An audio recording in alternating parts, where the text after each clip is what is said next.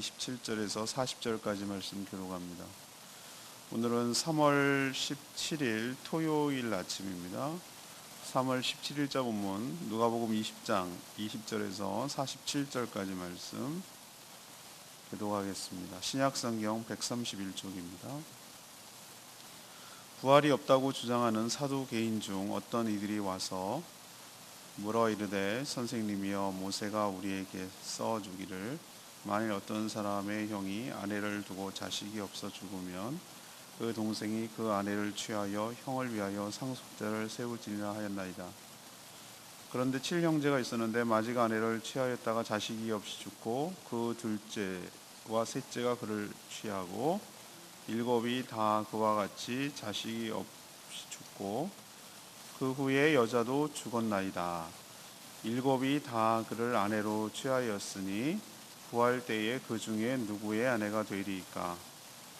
예수께서 이르시되 이 세상의 자녀들은 장가도 가고 시집도 가되 저 세상과 및 죽은 자 가운데서 부활함을 얻기에 합당히 여김을 받은 자들은 장가가고 시집가는 일이 없으며 그들은 다시 죽을 수도 없나니 이는 천사와 동등이요 부활의 자녀로서 하나님의 자녀임이라.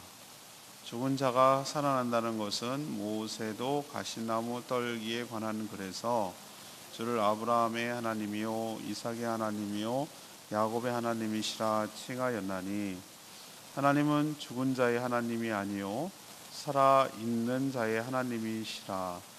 하나님에게는 모든 사람이 살았느니라 하시니 서기관 중 어떤 이들이 말하되 선생님 잘 말씀하셨나이다 하니 그들은 아무것도 감히 더 물을 수 없음이더라. 아멘. 네, 오늘은 부활에 관한 얘기를 하는데요. 부활이 없다고 주장하는 이 사두개인들이 예수님께 형사 취수 결혼 제도를 예로 들어서 부활이 있는지 시험하려고 질문을 했습니다. 예수님은 이 세상에는 결혼 제도가 있지만 부활 후에는 천사처럼 결혼 관계도 제도도 없다고 하셨습니다. 그리고 하나님이 모세를 부를 때 아브라함과 이삭과 야곱의 하나님이라 칭한 것은 그들이 살아있다는 증거라고 하셨습니다. 그래서 오늘 질문은 부활에 대한 예수님의 가르침은 무엇입니까? 이것이 오늘의 질문입니다. 부활에 대한 예수님의 가르침은 무엇입니까? 첫 번째, 성경도 하나님의 능력도 모르면 부활을 불신하게 된다는 것이죠. 예수님을 쓰러뜨리려는 자들이 곳곳에 있었습니다. 그래서 돌아가면서 도전을 했죠. 이 부활이 없다고 주장하는 사두개인들이 예수님을 시험하려고 이 형사 취수 혼인제도 신명기 25장 5절에 나오는데요. 그것을 예로 들어서 예수님을 공경에 빠뜨리려고 했습니다. 지금도 마찬가지지만 여인들이 생계의 위협을 받습니다. 남편이 죽거나 없는 경우는. 그래서 당신은 더 했겠죠. 그래서 여인들의 생계를 위해서 만약에 형이 자녀가 없이 죽으면, 사람이라는 게 그럴 수 있잖아요. 그래서 죽으면 동생이 그 형수를 아내로 취하는 거예요. 자기 아내가 있지만. 그래서 왜 그러냐면은 그 형수의 삶을 보존해 주기 위해서, 형의 가문을 이어주게 하기 위해서 그러는 거예요. 그래서 장가들어서 자손을 낳아서 대를 잇도록 하는 제도가 있었습니다. 이것을 형사취수 제도라고 해요. 그러면 그 낳은 자식은 우리가 룻기를 보면은 알 수가 있죠. 그 자식은 보아스의 자식이 되기도 하지만 나오미의 자녀가 되는 거예요. 그 죽은 가문의 자녀를 이어주는 것이 되는 것이죠. 이런 제도를 지금 들고 들어온 거예요. 이런 제도가 율법에 있거든요, 신명기에. 그래서 이제 가정을 하는 겁니다. 어떤 마을에 7형제가 있었는데 이런 식으로 차례차례, 그럴 리는 없겠지만 이제 비유를 하는 거죠. 형님이 그런 식으로 죽고 둘째도 셋째도 넷째도 다 죽었는데 어이없게도 자식이 없는 상태로 다 죽고, 이 여인은 참 기구한 팔자죠. 어떻게 그 집안에 시집 가는데 다 죽었어요. 남편이 되는 사람들이. 그런 일은 없겠지만 가정을 하는 거예요. 자, 그러면 당신들은 지금 부활이 있다고 하고 그러는데, 부활했을 때 그 여인은 도대체 일곱 형제 중에서 누구의 아내가 된다는 것입니까? 상당히 난감한 질문이죠. 자신들은 이런 질문을 함으로써 예수님이 아주 대답하기 어려운 공경에 빠뜨렸고, 결국은 말하기 어렵네 라고 말해서 부활이 얼마나 허무맹랑하고 부활이 잘못된 생각인 것인가를 이끌어내려고 이런 질문을 한 것이에요. 자기 딴에는. 자, 이 내용이, 이 사두개인들과 이 부활에 관한 논쟁이 여기 누가복음에만 있는 게 아니에요. 마태복음에도 마가복음에도 있고 다 있어요. 동일하게 이 내용을 갖다가 적어놓은 곳이 있어요. 근데 이제 마태복음에 가면 예수님이 이렇게 질문하는 이 사두개인들을 향해서 뭐라고 하는지 아세요? 마태복음 22장 29절 이런 표현을 썼어요. 너희들이 성경도 하나님의 능력도 알지 못하는 거로 오해하였도다. 한마디로 엄청 무식하다는 거예요. 성경도 니네가 가장 잘 아는 것처럼 보이지만 성경도 모르고 있고 하나님의 능력도 모르고 있다라고 비판하고 있어요. 이들은 모세의 오경만 믿는 지극히 현실주의자들이거든요. 사두개인들은 그렇습니다. 친로마 세력이었고요. 성전 중심으로 주로 제사장들이 참 많았어요. 이들은 천국을, 새하늘과 새 땅을 인정하지 않았어요. 그냥 이 땅에서 다윗처럼 그렇게 영원한 천국을, 꼭 여호와 증인 같죠? 이 땅에서 천국이 일어나는 것으로 생각을 했어요. 그러니까 부활 따위는 없고 영생 따위는 없고 새하늘과 새 땅은 없다고 믿는 자들이에요. 그러니까 하나님을 자기 수준으로 생각을 하고 요딴 질문을 하는 거예요. 그래서 예수님이 뭐라고 비판한 것이죠? 너희들은 성경도 제대로 모르고 있고, 또 하나 하나님께서 모든 사람들을 없는 것에서도 있는 것을 만드시는 분인데 부활하실 수 있는 능력이 있다는 것도 모르는, 불신하는 그런 것이라고 비판을 한 적이 있어요. 우리도 성경도 제대로 모르고 하나님의 능력도 제대로 모르면 부활에 관해서 불신하게 되고 희미해져 가게 되고 의심하게 되는 그런 일이 벌어진다는 거 기억하시고, 분명히 성경에 나와 있고 하나님께서 부활하실 능력이 있음을 저와 여러분들이 알았으면 좋겠습니다. 두 번째 얘기는요, 지금 부활에 관한 예수님의 가르침이 뭔지에 대해서 지금 듣고 있는데, 부활하면 지금과는 전혀 다른 상태에서 살아가게 된다는 것을 우리에게 가르쳐줘요. 예수님은 부활을 믿지 못하는 이 사두개인들에게 지금 이 땅에서 살아가는 것도 부활한 후 살아가는 세계, 살아가는 것, 지금 이 땅에서 살아가는 것과 부활 후 살아가는 세계는 전혀 다르다고 지금 가르쳐 주셔요. 이 생활의 연장이 아니라는 거예요. 이들은 부활을 믿지 못하는 것은 천국을 지금 여기서 살아가고 있는 세상의 연장이라고 믿기 때문에 이런 생각을 하는 거거든요. 그러니 이 땅에서 천국을 누려야 하기 때문에 이들은 돈과 권력을 탐하는 지극히 현실주의자가 될 수밖에 없었어요. 예수님 말하는 부활의 실체는 무엇입니까? 일단 부활하면 분명히 부활하는 몸은 있어요. 영처럼 그 어떤 실체가 없는 것이 아니에요. 부활의 몸은 있다고요. 몸은. 바디는 있는데 지금의 바디는 아니에요. 이런 상태의 몸은 아닌 것이죠.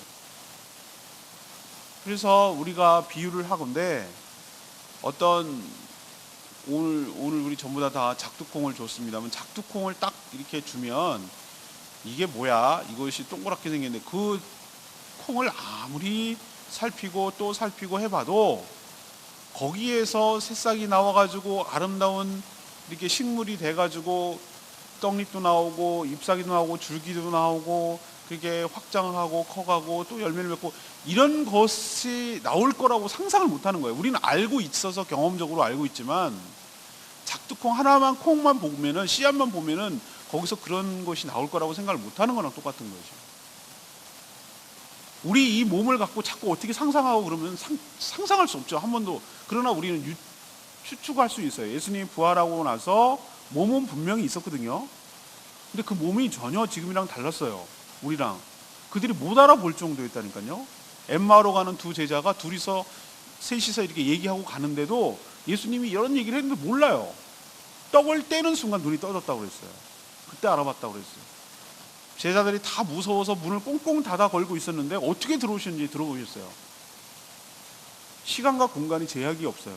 굉장히 자유로운 몸이라는 걸 알 수 있고, 그러나 유령이 아니라는 걸 보여주시기 위해서 나에게 먹을 걸 달라고 했어요. 그것을 보면은 실체는 있는데 지금의 뭔가는 달라요. 그걸 알 수가 있는 것이죠.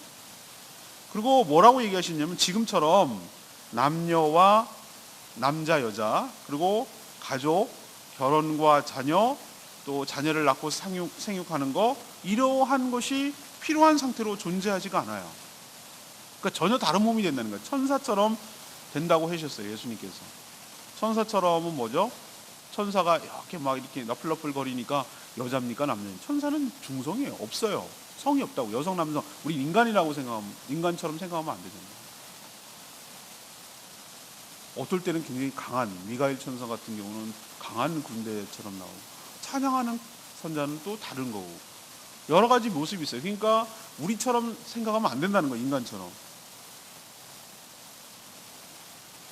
천사처럼 영원히 살 존재로 바뀌기 때문에 지금 너네들이 말하는 대로 결혼이나 자녀 양육이나 아내나 이런 개념조차가 없다는 것이죠.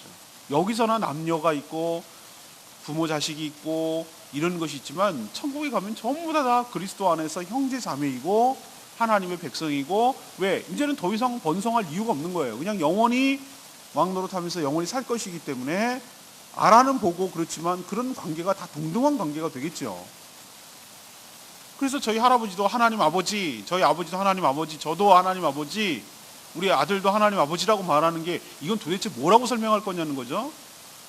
우리가 이 땅에 사는 동안에 생물학적으로는 그렇게 자녀가 있고 조상이 있고 이렇지만, 죽은 후에는 다 동등한 하나님의 형제 자매가 되는 것이고 하나님의 자녀가 되는 것이에요. 그러니 이렇게 생각하는 사두개인들의 생각이 얼마나 어리석냐는 것을 보여주는 거예요. 그러니 그들의 주장대로 7 형제와 여인이 다 부활한다고 해도 누구의 아내인지 전혀 문제가 될 것이 없어요. 왜? 결혼 제도로 유지되는 것이 아니기 때문에. 남녀의 의미, 결혼의 의미, 부부의 의미가 그때는 없는 거예요. 누구나 다 하나님의 자녀로서, 또 자녀이자 백성으로서, 또 형제와 자매처럼, 가족처럼 그렇게 지내는 것이 부활 이후의 모습일 줄 압니다. 그러니 당연히 생육하고 번성해야 될 이유도 없는 것이죠. 우리 어리석은 인간은 꼭 물고기랑 비슷하다고 제가 말씀드렸죠. 수족관 또는 어항 속에 사는 고기는 그 세계가 전부인 줄 알아요. 그 세계에서 모든 세계를 다 파악하고 다 생각하고 유출을 해요. 근데 수족관 밖에 어마어마한 세계가 있다는 것을 우리는 알고 있잖아요. 우리도 좀 마찬가지라고 생각해요. 우리는 뭐 우주가 몇백 광년이니 어쩌고저쩌고 해봐야 하나님 입장에서 보면 작은 어항에 불과하다 이 말이에요.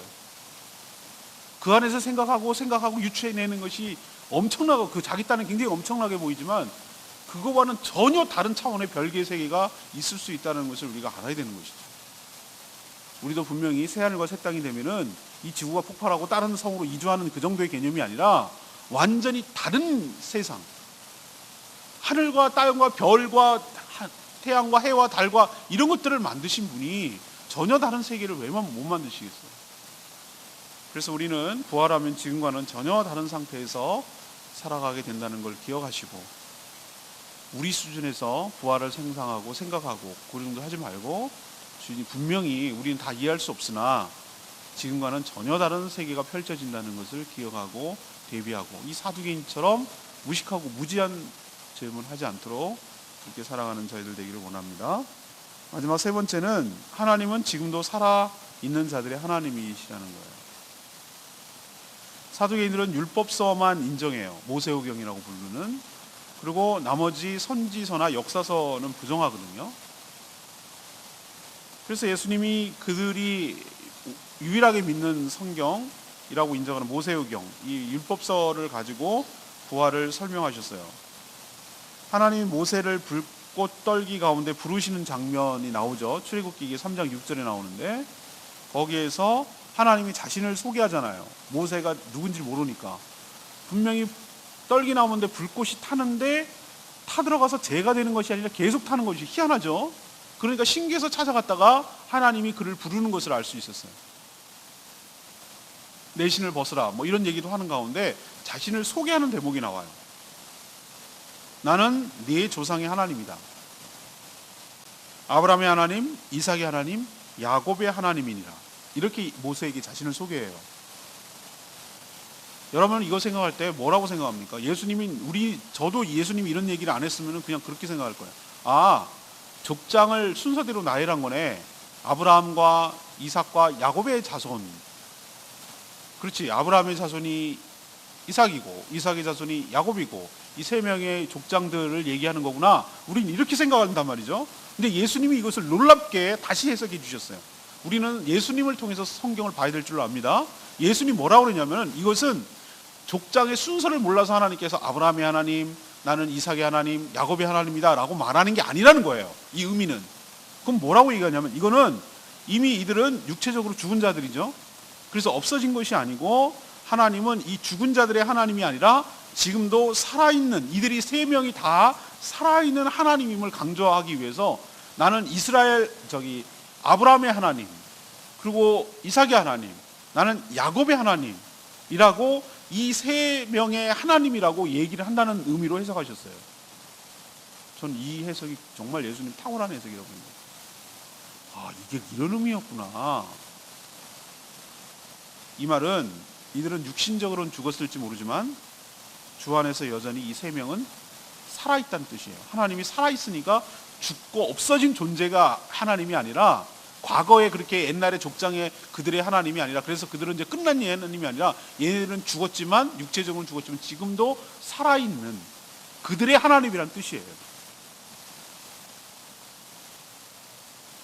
이들도 역시 주님이 다시 재림하실 때 이들 또한 육체를 부여받아서 부활하게 될 줄로 믿습니다. 그러니 부활이 없다는 사두개인들의 생각은 틀렸어요. 왜? 그들이 믿고 있는 모세오경을 통해서도 살아계신 부활의 하나님을 증명했으니까 예수님이. 지금도 부활을 이해하지 못하고 불신하는 자들이 너무 많아요. 그렇지만 하나님께서는 없는 것에서 있는 것을 만들어낼 수 있는 하나님이신 줄로 믿습니다. 많은 사람들이 이렇게 얘기해요. 물속에 빠지면 고기가 다 먹으면은 시체가 없으면 어떡하냐, 화장을 하면은 어떡하냐. 전 정말 하나님의 능력을 성경도 모르고 하나님의 능력도 모른다고 생각하는 거예요. 저는. 왜 그런가? 하나님께서 없는 흙으로도 사람을 만드신 분이고 없는 곳에서도 생기를 불어넣어 마른 뼈다귀가 밖에 없는 곳에서도 군대를 만들어내시는 하나님이세요. 그런 하나님이라면 우리가 형체가 없다고 해가지고 우리의 육신을 못 만들어내실 분인가? 전 그렇게 생각 안 합니다. 반드시 하나님께서 우리가 아름다운 건강한 영원히 죽지 않은 늙지 않은 병들지 않는 영원히 살 수 있는 천사와 같은 그런 몸으로 부활을 하게 하실 줄로 믿습니다. 그러니까 우리는 부활을 확신하며 살아야 되는 것이죠. 예수님의 말씀, 레마의 말씀이 저는 39절, 이게 월요일 말씀과 연결이 되는 말씀인데요. 서기관 중 어떤 이들이 말하되 선생님 잘 말씀하셨나이다, 이런 얘기를 하는 거예요. 당시 교리적으로 정치적으로 보면은 이 지금 부활을 소재로 예수님께 대든 사두개파와 또 강력한 바리새파, 이 두, 물론 열심파도 있었는데 열심당원은 무력으로 혁명을 하자는 쪽이었는데, 이렇게 산헤드린 공회에서는 세 파가 이 우리로 치면은 국회죠. 완전한 국회는 아니고 종교 국회죠. 그 세 파가 파벌을 형성하고 있었어요. 서로 경쟁 관계에 있었어요. 예수님이 사두개파를 이렇게 보기 좋게 부활을 갖고 덤볐는데 물리치자 경쟁 관계에 있던 서기관 한 명이 뭐라고 하는 겁니까? 예수님, 말씀을 참 잘하셨습니다. 이렇게 얘기를 하는 거고 칭찬을 하는 거잖아요. 근데 저는 월요일날 이 본문과 연결해서 얘기 드릴게요. 근데 저는 이 사람, 이 서기관의 말투에서 어떻게 느껴지냐면은 굉장히 건망진 태도처럼 느껴져요. 누가 누구를 지금 칭찬하는 것이죠? 자기 입맛에 맞고 자기에게 합당하고 자기 생각에 부합한 얘기를 하면은 받아들이고, 자기랑 조금 생각이 다른 얘기를 하고 그러면 듣기 싫은 소리를 하면은 거부하는 거. 이것이 과연 옳은 태도일까라는 생각이 드는 것이에요. 우리도 얼마나 많이 듣고 싶은 것만 듣는지 몰라요. 나랑 생각이 다른 얘기하면 저 틀렸다고 그러고 아니라고 그러고 그렇게 얘기합니다. 그냥 저는 말씀대로 가야 된다고 생각을 하는데도 그냥 우리는 은혜 받았습니다라고 말하는 게 나랑 생각이 똑같네. 내가 생각한 것을 다시 한번 확인해 주니 고맙네. 전 그렇게 받아들이는 것처럼 느껴지는 거죠. 은혜 받았습니다 얘기 안 하면은 나랑 좀 생각이 다르네. 그건 아니지. 이렇게 생각하는 것처럼 하는 태도가 이 서기관의 태도와 다를 바 없다는 거죠. 저는. 잘했다, 못했다, 예수님의 말을 우리가 그렇게 평가할 수 있는 위치에 있지 않아요. 우리는 하나님이 잘했다, 못했다 이렇게 말할 뿐이 아니라 모든 말씀이 진리인 줄 알고 우리는 그 말씀을 수용하고 받아들이고 믿을 위치에 있고 자세를 취해야지 내 입맛에 맞으면 잘했고 내 입맛에 안 맞으면 틀렸고 이런 식의 태도는 옳지 않은 태도라는 것을 우리에게 또 한 번 얘기하고 있는 줄로 압니다. 오늘 세 가지 말씀드렸습니다. 부활을 갖고 얘기를 한 거예요. 오늘 질문은 부활에 대한 예수님의 가르침은 무엇입니까? 이것이 오늘의 질문이에요. 예수님 오늘 사두개인들이 부활을 갖고 덤볐으니까. 자, 그러면 첫 번째로 우리가 부활에 대해서 알아야 될 게 뭡니까? 성경도 모르고 하나님의 능력도 모르면 뭐 하게 된다? 부활을 의심하고 불신하게 된다. 사두개인들이 그랬단 말이죠. 우리도 부활을 의심하고 불신하게 되는 이유는 성경을 제대로 모를 때, 또 하나님의 능력을 잘 의심할 때 우리 역시 부활을 의심하게 된다는 거 기억하시고 말씀과 하나님의 능력을 온전히 신뢰하는 저와 여러분 되기를 소망합니다. 두 번째는 뭐냐면은 예수님이 말하는 것만큼만 믿으시라는 거죠. 자꾸 부활을 이 세상의 연장으로 생각하지 말고 전혀 다른 세계가 이루어진다는 거예요.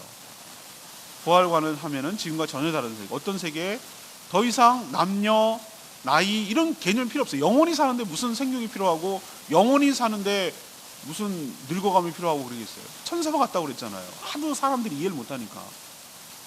성별도 없고 자녀도 없고 생육할 이유도 없고 영생을 하게 되고 강건한 몸이 될 줄로 믿습니다. 그러니까 지금과는 전혀 다른 세계에서 산다는 걸 기억하시기 바라고, 마지막은 뭡니까? 정말 부활하는가? 예, 하나님께서 자기를 드러내셨잖아요. 아브라함과 이삭과 야곱이 살아있다는 걸 보여주잖아요. 나는 그들의 하나님이다 라는 얘기는 죽지 않고 그들이 살아있다라는 것을 보여줬다는 거예요. 모세 때부터. 그러니 우리도 죽어도 죽는 것이 아니라 지금 대기 상태로 주 안에서 있다가 주님 재림하시면 부활의 몸을 부여받고 새롭게 될 줄로 믿습니다. 오늘 말씀 붙들고 기도하기 전에 찬양지 505장 부르고 기도하겠습니다. 찬양지 505장 부르고 기도합니다.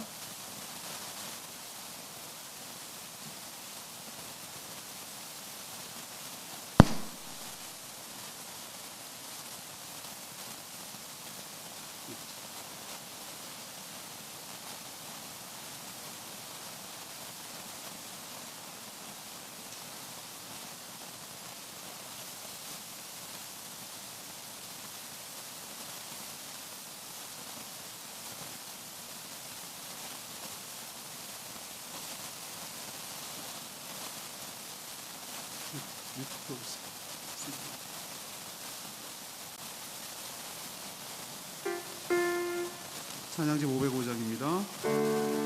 나는 믿음으로 주 얼굴 보리니 아침에 깰 때에 주 형상 만족하리에.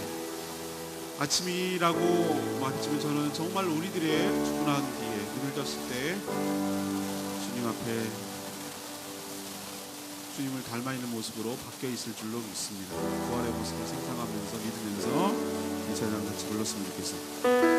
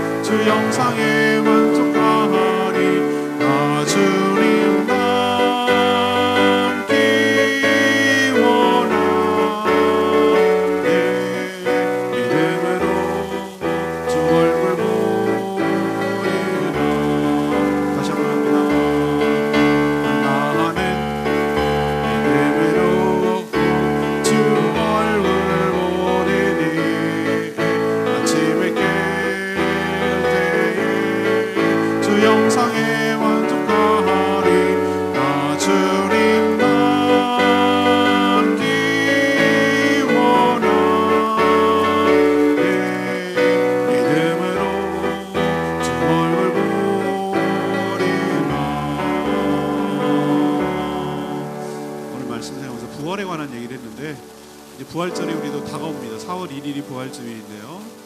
부활절에 또 부활에 관한 이야기를 제가 설교하겠지만 오늘 말씀을 통해서 우리가 부활을 확신했으면 좋겠어요. 사도개인들처럼 하나님도 또 능력도 말씀도 제대로 모르기 때문에 이런 무식하고 어리석은 생각하지 말고 우리도 주님을 온전히 신뢰함으로 부활의 확신과 소망을 가지고 살기를 원합니다. 다 같이 주여 외치며 우리도 부활의 소망을 얻게 살게 해달라고 기도합니다.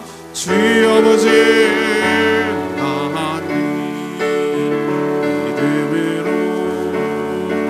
주 얼굴 보리니 아침에 주 영상에 완전하리 너 주님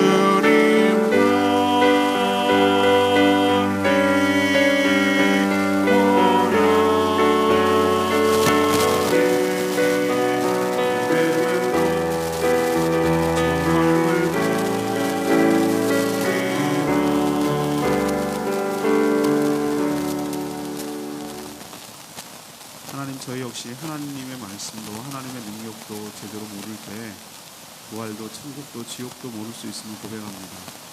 그저 보이는 것이 전부이며 이 세상 밖의 것을 생각지도 못합니다. 저희들의 우둔함과 무지함을 용서하여 주시옵소서.